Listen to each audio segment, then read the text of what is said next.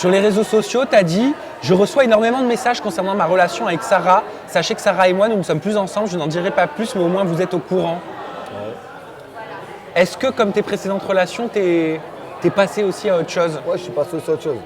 Ça y est, j'ai d'autres préoccupations. Comme je dis là, je viens d'ouvrir mon petit salon.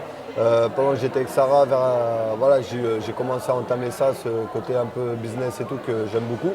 J'ai ouvert mon salon parce que je me dis que la télé c'est éphémère. Donc ça y est, maintenant, c'est pas elle, ça sera une autre. Et ciao, et j'ai autre chose à foutre. Tu arrives à relativiser? Ouais, de ouf, de ouf. Et c'était un peu particulier avec Sarah. C'est vraiment un peu particulier parce que c'était une aventure, on était amis, enfin on était amis d'abord, la relation. Donc je pense qu'on n'a pas réussi à passer ce cap-là. Donc pour moi, voilà, j'ai aucune haine envers elle et je lui souhaite que du bonheur par la suite. Et voilà, moi je continue ma petite vie. Maintenant j'ai mon salon, j'ai mon petit bébé tranquillement. Je m'occupe de ça. Et par rapport aux relations amoureuses, ça va, ça va pas, ciao, j'ai. Mais qu'est-ce qui fait que ça n'allait plus dans la vie de tous les jours? Parce que dès le début, moi ce qui m'a marqué, c'est que dès le premier épisode, tu as comme une attirance pour Sarah, mais même pas que physique. Il y a comme une alchimie. Mais j'ai une attirance amicale pour Sarah, c'était un truc de ouf. On s'entendait super bien, on se côtoyait un peu à l'extérieur et tout ça avec Sarah. Mais franchement, ça m'a jamais traversé l'esprit de me mettre en couple avec Sarah. Vraiment, si demain on me dit tu mets avec Sarah, mais jamais de la vie. Pour moi, je ne la voyais pas comme ça. J'ai jamais eu une attirance physique envers Sarah, j'ai jamais eu un regard déplaçant envers Sarah, j'ai jamais eu ça envers elle. Qu'est-ce qui t'a fait tomber amoureux? Je pense que c'est, tu vois, le fait d'être enfermé, tout se décuple, tu vois, tout se multiplie, les sentiments, les émotions, tu découvres aussi certaines personnes. Moi, Sarah, je la connaissais en mode couple. Je l'ai connue à l'extérieur, on s'est peut-être vu 4-5 fois à l'extérieur, on a fait des bowling avec ses collègues et tout, mais genre, il n'y a pas eu. Je la connaissais pas tant que ça. Et quand on était dans cette aventure, forcément, je l'ai découvert de plus en plus. Je pense que j'étais la personne avec qui elle était le plus proche avant de rentrer dans cette aventure.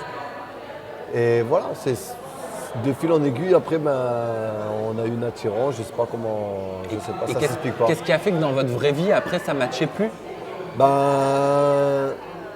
Je sais pas, tu peux être à la fois être attiré vers une personne et après, tu sais, quand tu es en rêve d'homme, les palmiers, la mer, le beau temps, ouais, je comprends, dans un endroit idyllique, mais à l'extérieur, je sais pas. Le fait, c'est qu'on rentre en France, chacun sa petite vie de son côté, son petit bise. Moi, quand on est revenu, j'habitais à Marrakech, donc je suis revenu, on était à Lille, moi j'ai ouvert mon petit truc.